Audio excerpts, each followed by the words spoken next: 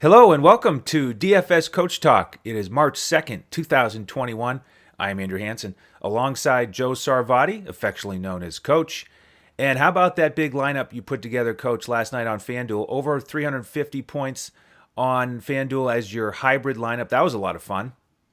I'll tell you what, I was due. I needed a bust out day like that. So, really fired up for our members and everybody that jumped on that. And it was a fun night. And I'll tell you, I was just as stoked for my bold best bet of the year call on the Cavaliers taking down the Rockets as a dog on the money line. So, it was a joyous day here in the Coach household. Yes, joyous. Bogdanovich certainly contributed to that with all those threes against Yes. the Pelicans, so that was fun. And today we have a six-game slate, so we're going to get back after it again, build some winners on FanDuel, DraftKings, and Yahoo. We'll go through each game as we always do. And we have in these six games four teams involved in a back-to-back, two totals over 230. But one of the themes here is we have a lot of the slower paced teams. In fact, the four slowest. So Yeah. we do have some totals that are a little bit lower. But game one that you get to start breaking down is the Exciting. biggest total on the board because it's Memphis and Washington. 236 is the number on betus.com.pa, our presenting sponsor. And Memphis favored by one. The news here is that Grayson Allen is out. Kyle Anderson is questionable. So, what do you have here? Well, I want to jump right in here. First game. Usually it seems like we get combos early that aren't as great, but this one really is. It's probably the best stack game of the entire slate. So I'm going to definitely have some exposure. Interesting. It's going to be interesting to see how Washington bounces back after that devastating loss. I still don't know how they lost that last game, but they had been on a roll. They're at home. They get a Memphis team, that has most of their firepower there, unless Anderson sits. Allen's been a decent role player for them, but they got their core of Morant and Brooks, Valanciunas, and Clark. So this should be a really good game with a lot of potential for DFS points. Memphis is ninth defensively, but they've come down a little bit. We know Washington doesn't defend real well, but they are 25th. They have climbed over a few teams in this, I think, 4-2 stretch with 4 wins. And here's the great part, Andrew: 12th in pace for Memphis. And some of that, it's a little lower from some games that Ja didn't get big minutes or sat, because he definitely speeds them up. And Washington's the fastest team in the league pace wise. So, even if Anderson misses this game, it's actually a defensive step back for them because he's such a terrific defender. And, that even increases the potential of this being a higher scoring game. So And his uh, nickname is Slow Mo, so he doesn't I know. exactly add to the pace. Well, you know what? Yeah, exactly. But I'll tell you what, his moves offensively when he gets the ball one on one are slow mo, but he's certainly not slow mo on defense. He's got some great hands and feet, and is definitely a contributor to that team defense. So I'm hoping rather that he's out than play, just for, like I say, the increased DFS potential of this game. But I think you start with Memphis. You got to look at Ja Morant right off the bat. He's been playing well. I think, this is an island game for both teams, so you're going to have a little bit of rest there. And I think Ja's directly in play, since we know the backcourt of Westbrook and Beal is in the bottom 1% of backcourt defenses in the league individually. They are. And as a team, their backcourt is the second weakest as well. Desmond Bain is an interesting case here. Bain is super cheap. He's starting, playing decent minutes, and I just like him in this matchup as a super value play, certainly a GPP play. But I've got my eye on him a little bit here. Um, Brooks is a little overpriced. Clark's minutes and contributions a little shaky off the bench. And I don't know how I talk about Joval here without swearing. Right. So our members, I'm sure, are also just as mad.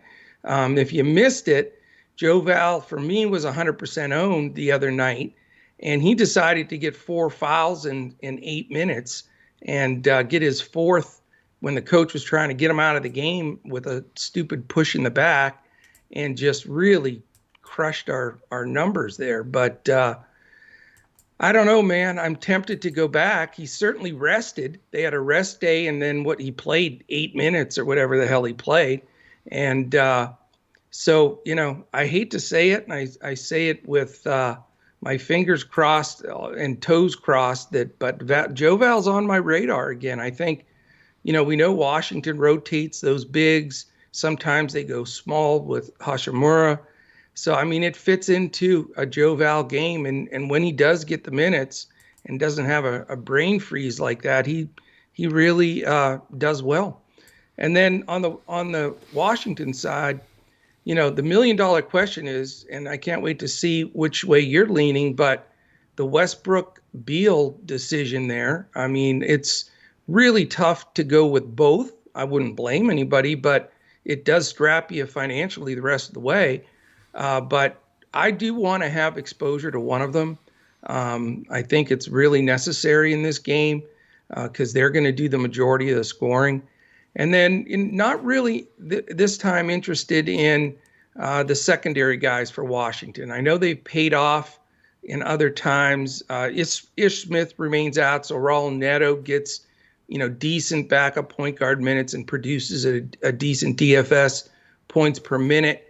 Garrison Matthews, Hashimura, Wagner, all the dudes off the bench for them.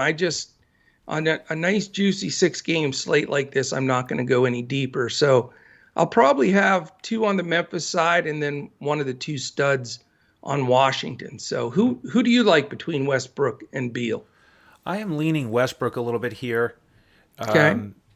Since it is an island game, like you mentioned, that's the best situation for me to look at Westbrook. Mm-hmm. And Beal, I tend to use a little bit more on the second night of a back-to-back because he laughs at back-to-backs. And like in the last one, he scored 46 points against the Celtics on a back-to-back. So I look at Beal here a little bit more and probably won't go anywhere else on Washington either.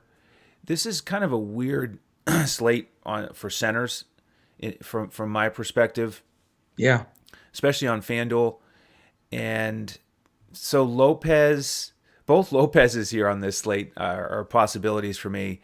Nobody's jumping out. And Joe Val on the other side, I could see why you'd want to go there potentially. I mean, how about, it was so strange to win by 49 and have one of your key players contribute that little amount, but it made no sense. Nobody really played more than about half the game. So it was just a strange blowout in terms of the DFS numbers at the end when you totaled them up. So you got to figure he's raring to go here, and we've seen centers really do well against Washington lately. So that's a possibility. I think I probably lean towards Ja a little bit more if I had to pick one of those guys. Perfect game scenario for him. I also like Bane, and I'm thinking he will start. Yeah. Because Grayson Allen is out. That's what they did in the last one. And then if Kyle Anderson's out, you figure maybe Brandon Clark gets back into the starting lineup. So Bane is an option. 3,500 as a shooting guard on FanDuel. Pretty good opportunity for a guy that's played 28 minutes last game and has this awesome matchup. And then off the bench, I'll be looking at Justice Winslow again. Good price still. 21 minutes last game. And they just haven't priced him up yet. So I like that. And probably will end up sort of similar with you as Westbrook or Beal, and then probably 2 guys from Memphis. Very nice. Yeah, I think it's a must to have exposure in that game. No doubt about it. All right, game 2 is at 7:30. By the way, that first one is the only game at 7. Now we've got two at 7:30. The first one, Clippers and the Celtics. Yeah. And interesting that these, great teams, title contenders coming into the season, have a total of only 220.5. Clippers Yeah. favored by 4. And here we start to slow down the pace. Clippers 27th, Celtics 23rd. And solid defense for both teams. The Clippers have been getting it done offensively. They are second. The news here, we've got Patrick Patterson out again for the Clippers and Jaylen Brown, a big question mark for the Celtics. That will change things. Now, interesting, when these teams played about a month ago, Boston won in LA. It was 119-115, so it was pretty high scoring. Jaylen Brown didn't play in that one either. So Tatum got a few more shots, played well. Paul George and Pat Beverly didn't play on the other side. So it'll be a little bit of a different mix. But if Jaylen Brown is out, you would think that maybe Boston would start Javonte Green again as a cheap fill-in. I don't think I'll go there as a value play. There are some other value plays I like more on this slate. But Tatum will be in play for me with Jaylen Brown out if that happens. He's probably my favorite Celtic to look at. Kemba played well in the last game there against Washington, but his price has gone up a little bit, and he will have Beverly to deal with tonight. Right. Pritchard is the guard off the bench that, again, will maybe get a few more minutes if Jaylen Brown is out. So he's the guy I trust a little bit more than Teague right there. But again, there are some other value guards I like a little bit better. On the Clippers side, Pat Beverly is one of them. He's only 3,800 on DraftKings, 43 on FanDuel. And this one was a bit of a trend, I thought, that these Clippers were all a little bit cheaper on this slate than they have been. With Beverly under 4,000, Paul George under 8,000 on FanDuel. That is cheap. I could look there with, again, if Jaylen Brown is out, I like that matchup for Paul George. Kawhi's, under 9,000 on DraftKings. He's an option. Batum is somebody I wanted to mention because his price has gone down, and he hasn't done a ton lately, but 30 minutes against Milwaukee, and he's the kind of guy that on a 6-game slate, could fill out your roster.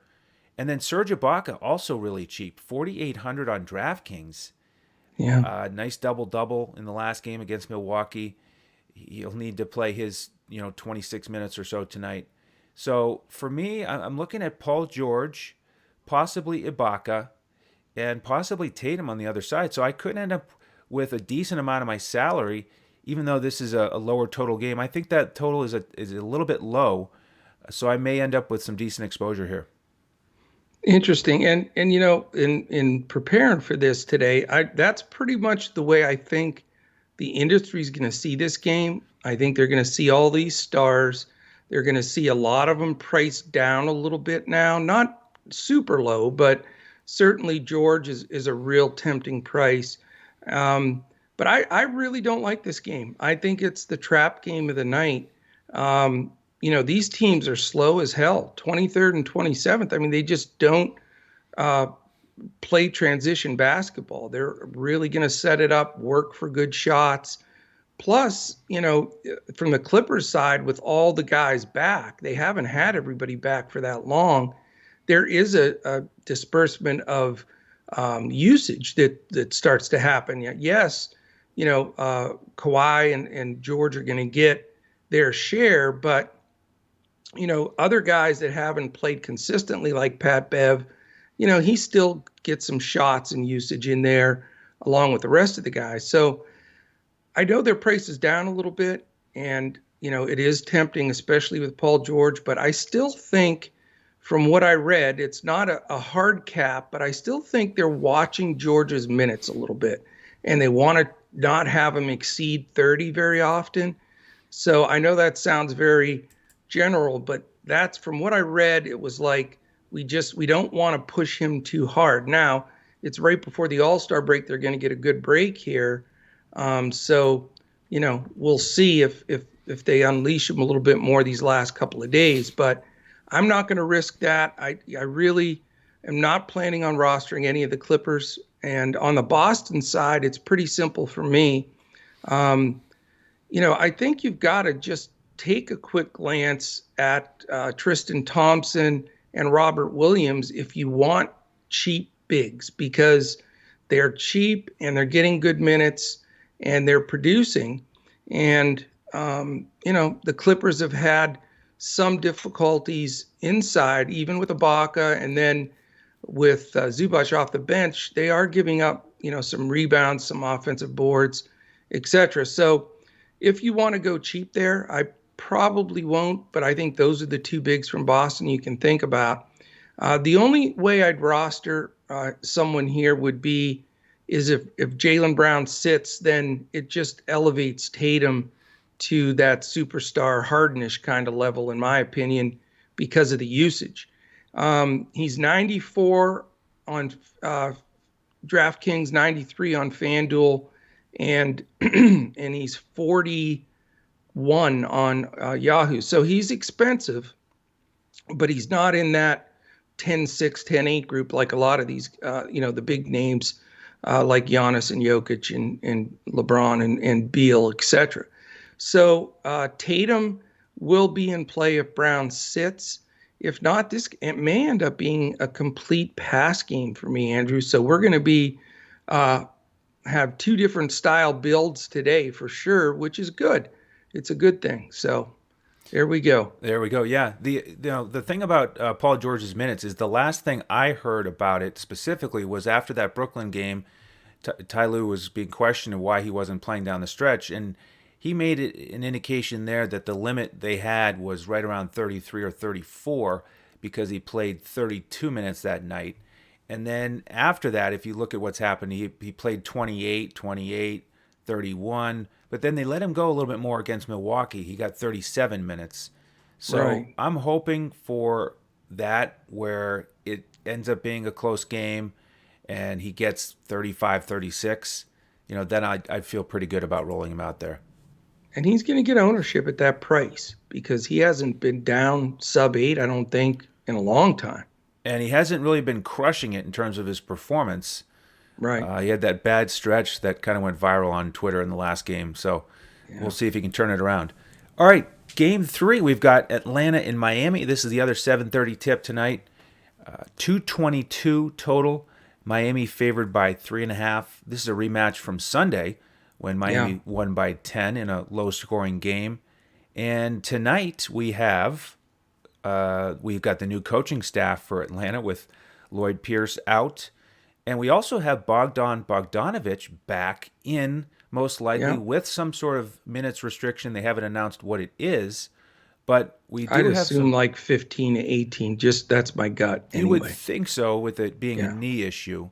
Right. And so we do have some kind of movement there with the guards because Reddish is out and Herter is probable.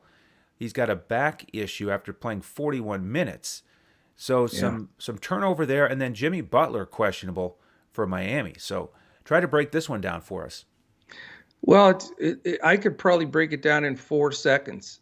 We need the news on Jimmy Butler. There's the 4 seconds because, he changes not only the offensive shuffling with the Miami team, he changes the whole defensive perspective for the Atlanta team. So, there's not too many guys that I would put in that category, maybe 3 or 4 in the entire league, that not only shift their own team's DFS lineup, but they shift the other team. So, that's what we need to see. I think, Trae Young has to always be an option. I think he has certainly played with a chip on his shoulder since not getting an all-star nod, and he's got a couple of games here to show out. Miami is playing good. They beat Utah. They're at home again.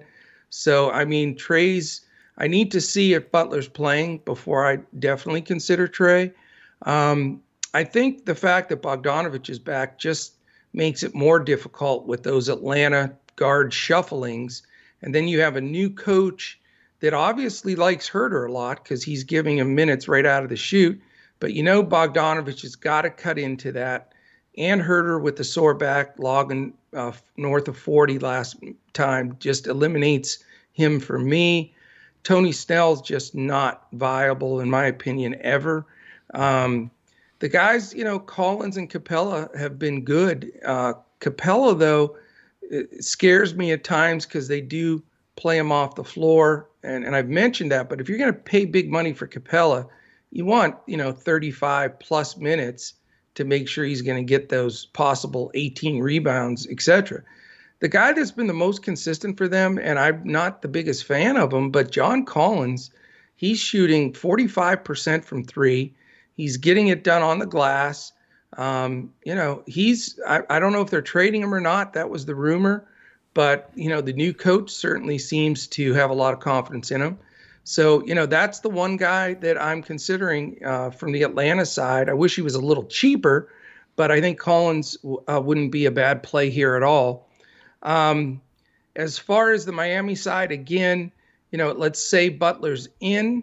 If he plays, he plays. He's never seems to be a guy that accepts minutes restriction. I mean, either I'm playing or I'm not is sort of the way it feels with Butler. So if he's in because of the game time decision tag or questionable tag on the sites, I think he becomes a lower owned nice option here and could really have a great game. So it's odd that most guys, I don't feel that if they're questionable, you're a little worried, but not with Butler. So if he gets ruled in, he's going to be high on my radar.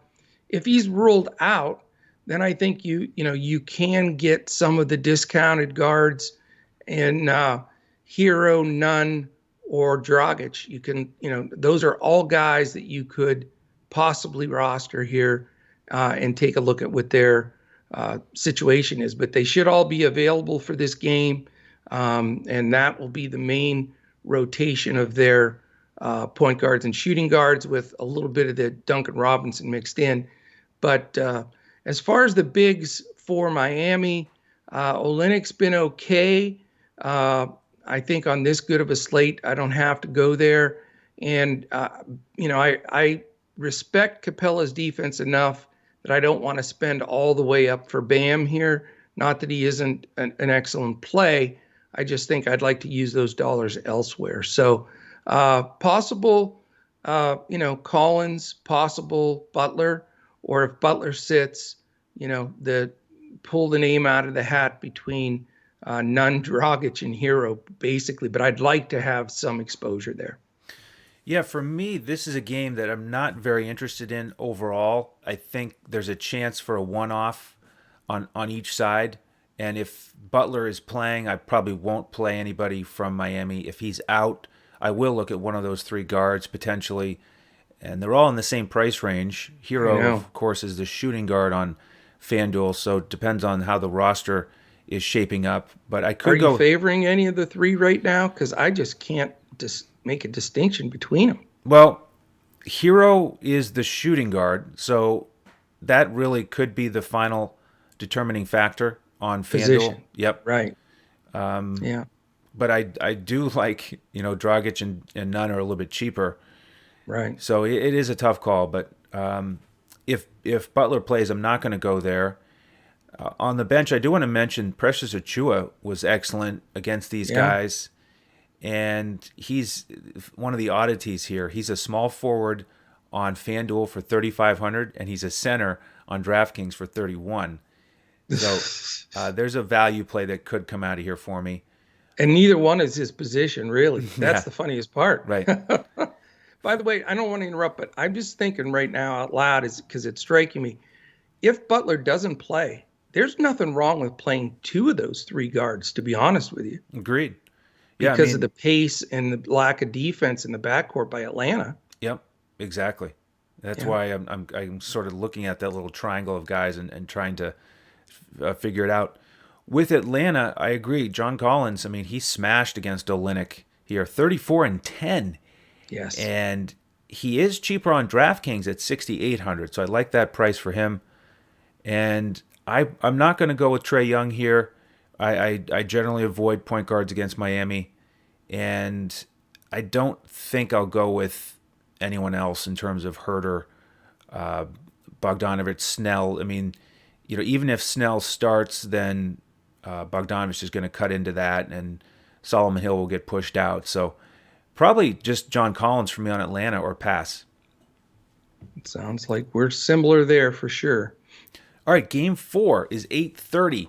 It's the Knicks in San Antonio after the Spurs had a miracle to get it to overtime last night against Brooklyn, and then That was nuts, ran out man. of gas, ended up losing by 11.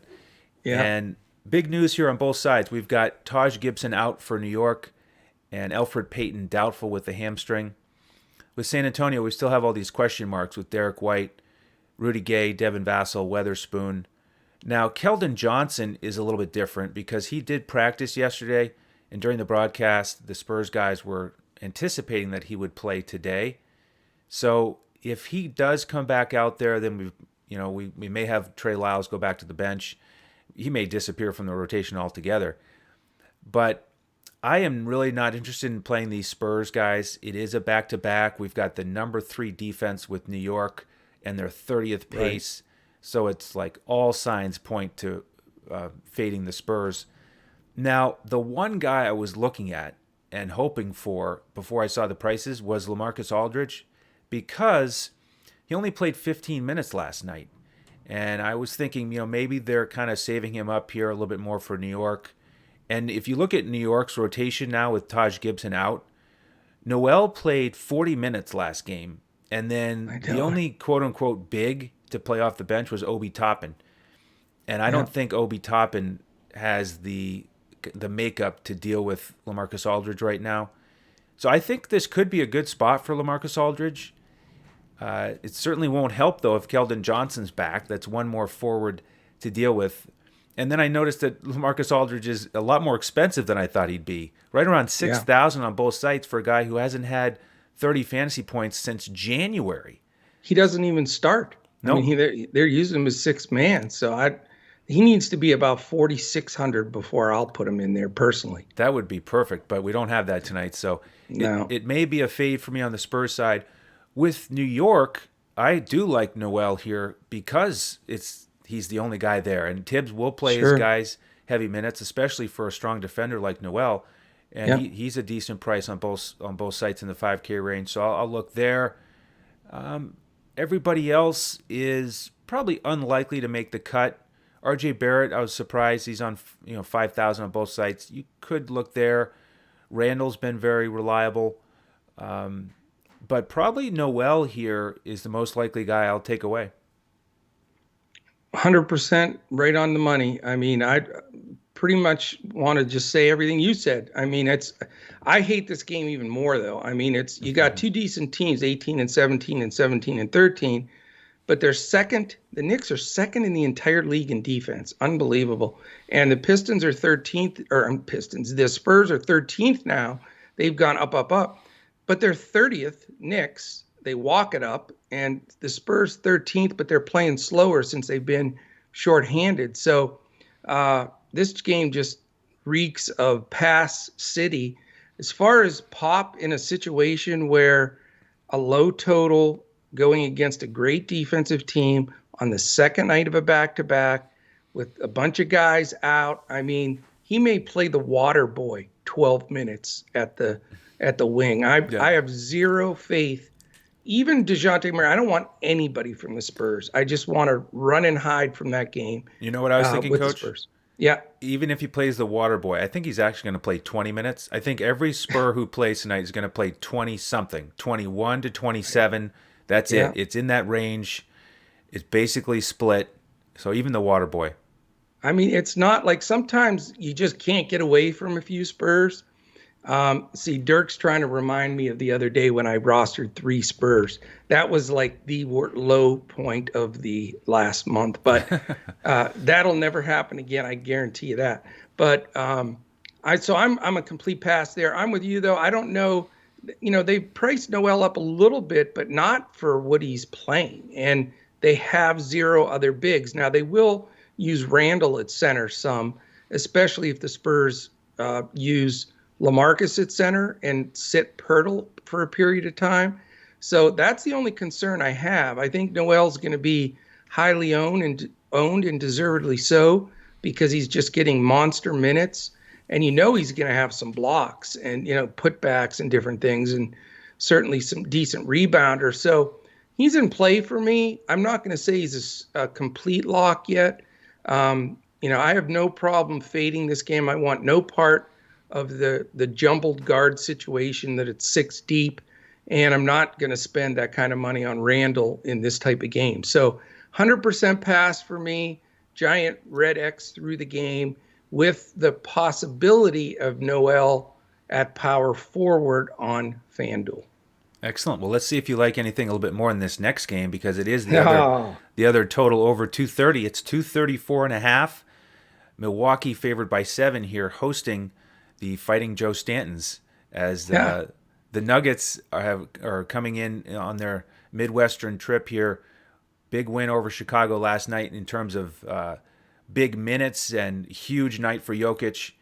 And the news here very similar with Denver. They've got Harris, JaMychal Green, Millsap, Facu, and R.J. Hampton all Hey, you don't out. have to swear at me, dude. I just I don't swear at you, so let's keep that. Maybe we ought to just say Compazzo, and then nobody has to.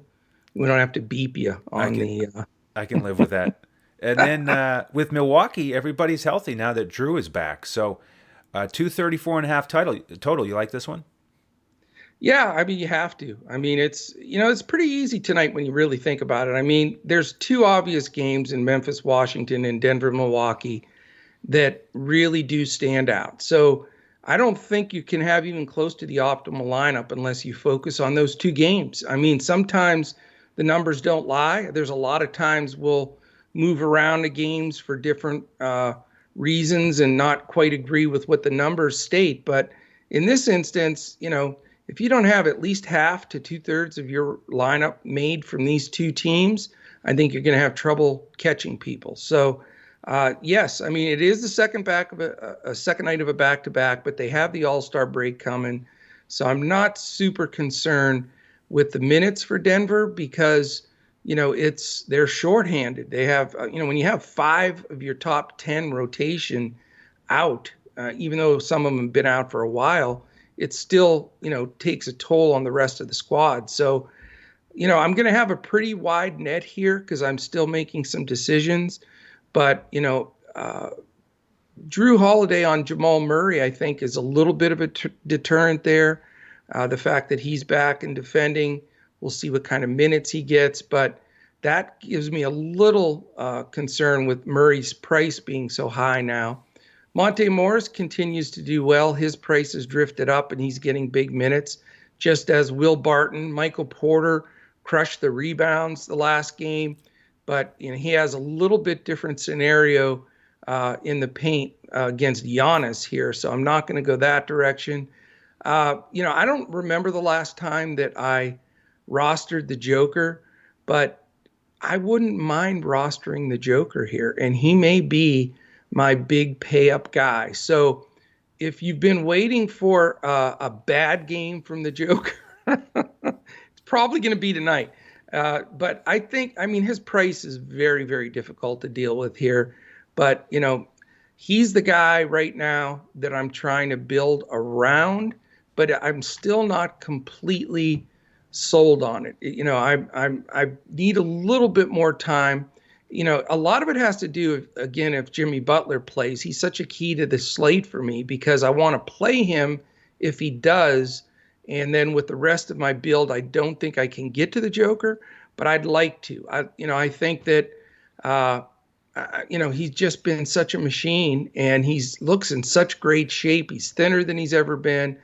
And, as we know, I mean, he's been right up there with maybe the best DFS performer this season. I mean, right up towards the top. So he's in play for me. Now, the Denver guys that are cheap that I do like PJ Dozier again. He played a little bit more the last game, and he's good, man. When he gets the minutes, he's not afraid to shoot it. He hit a real tough three last night with a hand in his face. So I don't mind Dozier off the bench as a possible play on that side. On the Milwaukee side, obviously if you can't spend up for both the Joker and Giannis, so I'm leaning more towards the Joker here and want to look at a couple of the secondary guys for Milwaukee. Drew Holiday has hardly gotten any ownership and hardly performed much in quite some time. He's had some minutes restrictions on him, but this may be the game where he loosens up and could be a 7Xer, I believe. So he's on my list. DiVincenzo's been consistent, but I don't really like his price. I think it should be a little lower now that Holiday's been back and that's settling in. Middleton is a little bit of a concern because I think he might get Barton defense, which is, I'm not thrilled about. If you want to pay way down, like on DraftKings where you can have more than one center, I don't think Brook Lopez is a bad play. He's bottomed out salary-wise, and, he could throw 25, 30 fantasy points on the board easy in a really tightly contested game. Milwaukee's favored by 7 here, which is a little surprising. That seems like a lot with the way Denver's played. I guess some of that is because it's a back-to-back for them. But definitely want exposure here. My big pay up possibly with the Joker. Wouldn't mind a value play with like a Dozier. Mix it in with a Holiday or DiVincenzo value or Lopez. So, I'm looking for the pay up and the value in this game that I think could be hotly contested and could easily be the highest scoring game on the slate. Okay, yeah. I'm looking at a slightly different approach to this game. I mentioned earlier that the center spot's a bit of a mess because I wasn't thinking about paying up for Jokic. Obviously, You feel good about it if you do. So in my initial build, I wasn't going to go there. Don't really like the matchup or the price for Murray either. I am looking at Dozier as a value play, just like you. And, he didn't do too much last night, but I think that's enough, and it's a good time to come back and get him because his price is right in the same spot in the 3K range. So I do like Dozier here. And then with Milwaukee, I do like Middleton. This is if you look back at their matchup when they met up in Denver, this is when he almost had the triple-double. Yes, Drew Holiday was out in that one, so it was the two-man show between Middleton and Giannis. But I like him here again, especially on FanDuel where he's only 7,400. I think he should do fine here. I don't want to look at Drew Holiday. I don't think he's going to get enough minutes. And that's the concern. Yep. I have him at 28 right now. You don't think he'll get it? No, because I think last game he only got, was it 15? Yeah, it was bad, but it's that build-up. I'm going to do some real digging on him this afternoon because if he does get 25 to 28, what a steal at probably 2% ownership. Could be. But could be. That's a risk. Yep. Yeah. I also do like Brook Lopez, though, like you, as an option if you want to pay down at center. Yeah, that's unusual. We both like Brook Lopez. 4,100 on DraftKings is pretty cheap for. It is cheap for that type of player. So that's about it for me. I mean, it is a high total, but I don't think I'll have a ton of guys here. Middleton probably my most likely pay up. Interesting. Okay, very good. All right, one more game to go before we start that one. I want to invite folks to come in and join us as a member and join us for Coach's next 350 plus mark on FanDuel. And this is today. Grab our 3-day membership and be with us for the rest of the week here before the All-Star break. You can get that on our website, dfscoachtalk.com. Or if you want to join us for really the bulk of the rest of the NBA season and take advantage of our lineups in our best sport, grab our 149 deal. Really the best we've ever had. It's on our website, dfscoachtalk.com. You'll be with us until June 1st and getting our lineups in all of our sports. Or if you can make your first deposit at betus.com.pa, go there, make the deposit of $149 there using the promo code CoachTalk, all one word, and you're going to get to use that money on BetUS and get that same length of membership all the way until June 1st. So it's a tremendous offer. We thank BetUS for extending that with our listeners. So do that, and then after you've signed up, let us know on Twitter at DFS CoachTalk. And we really pride ourselves in separating from everyone else with some of the things we really bring to the table. I mean, yesterday, we spent a ton of time building it. We all put our heads together and really worked at the coach talk process, we call it, of really bankroll management and contest selection specifically. And we just released that to our members yesterday, and reacting a little bit to what's going on really in the industry with some of the cash contests, the 50-50s, and then looking to shift to lower money lines and some of the single entry GPPs. So a lot of information we're sharing. We'd love for you to take advantage of that. Also, I try to have a one-on-one, skull session, if you will, strategy session with each of our members, just talking about all of those things and, how we're going about building lineups and managing our plays each day. Because we really want our members to be in it for the long haul, to be successful for long term. And that's really what motivates us the most. So also, we're having a really fun contest this weekend for members only. So this is a great time to jump in. We're going to give away some really cool Coach Talk swag for the All-Star game and have a contest there. So it'll be a blast. So again, if you want to just try the 3-day pass to see if you want to jump in for the 149. If not, again, you get the entire Coach Talk March, April, May, all the way until June 1st. So you're getting all of our golf, all of our baseball, all of our basketball. So love to have you there.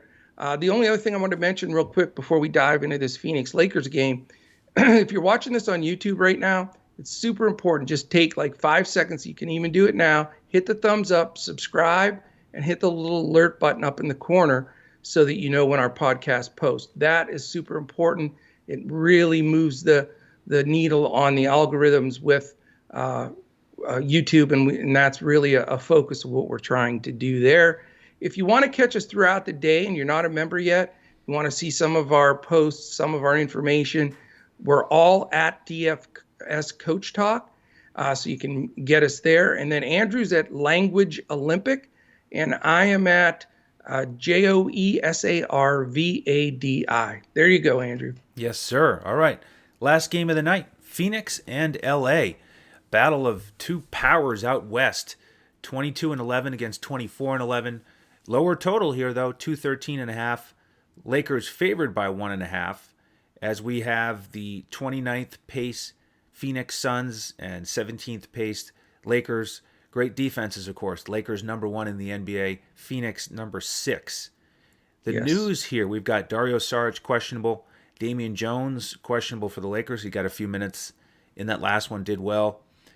So with this low total, these great defenses, I am not going to have a ton of exposure here. Booker and Chris Paul, the old dilemma when they're right around 8,000. Do we want to invest in one of them? Booker sure was great against Minnesota, scoring 43 actual points. Yeah. Right in his wheelhouse for his price tag at 8,000. He could certainly do it. Chris Paul should be ready to go here against his buddy LeBron. A little bit cheaper than Booker. He is an option for me. I could go with one of those two, certainly not both. Don't think I'll go with anybody else for Phoenix just because it's a slower paced game. There are some decent price tags for guys like Crowder and Cam Johnson, especially if Saric is out. But I'm not, extra motivated here to try to get multiple Suns, so I'm not going to do that. On the Lakers side, Markieff Morris is a value play potentially if he starts again. Very cheap, especially on DraftKings. Gasol is another one of those cheap centers that you could look at on this slate if you want to pay down and not go with the Joker. He's only 3,800 on DraftKings. I think he'll get his regular 24 minutes to try to deal with Ayton, and that's enough of an opportunity for him to pay off that price tag. Don't think I'm going to pay up for LeBron, and probably won't go with Schroeder with that tough Chris Paul defense. So, very good chance I will fade this game or maybe a one-off value play. I'm with you, man. I mean, I hate it that, it's an hour later, so it is a late night or a late night sweat game, but I think that's going to make people force a guy or two in here so that they have exposure there. Because it is, I'll be the first to admit when you're watching that late game and your lineup is done and you just have to root against everybody scoring or assisting or rebounding, it is rough. But I think what's going to happen here, you're going to see some forced plays. You're going to see Mikal Bridges, Kaminsky, Morris, these guys getting jammed in because, they want to have some exposure, but I don't think any of them are good plays. I'm with you 100%. The pace is terrible. The defense is phenomenal. And, there's a lot of sharing going on with Phoenix. Obviously, LeBron, you could plug and play every day, especially with AD out, but he's so expensive.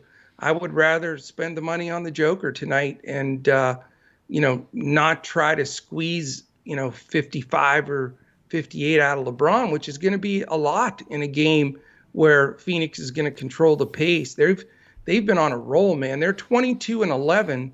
Lakers are 24-11. So this is, Phoenix is going to be approaching this game like it's a Western Conference final kind of scenario preview, which it says a lot for Phoenix, from where they've come from, barely making the bubble last year. So, I like this game. I want to watch this game as far as from a basketball fan, but I just think DFS wise, I'm going to end up probably in a complete pass. Yeah, let's hope that all the big money we spent with Memphis and Washington early, those scores hold up at the end of the night. That's going to be I'm going to be formula. looking for your post in Discord saying, looks like we have an insurmountable lead. Perfect. That's what I want to see the post at about 10 p.m. Eastern. Let's build towards it, no doubt about it. So hopefully you all benefited from this as we prepare for the Tuesday night slate. Certainly let us know if you have any questions at DFS Coach Talk on Twitter. Do subscribe to the channel on YouTube. Give us the thumbs up wherever you're watching. We certainly appreciate that. And we'll be back tomorrow to cover the NBA slate. So, on behalf of the coach and the rest of the DFS Coach Talk team, I'm Andrew Hansen. Thank you so much for joining us. We'll see you tomorrow as we look to crush it in DFS.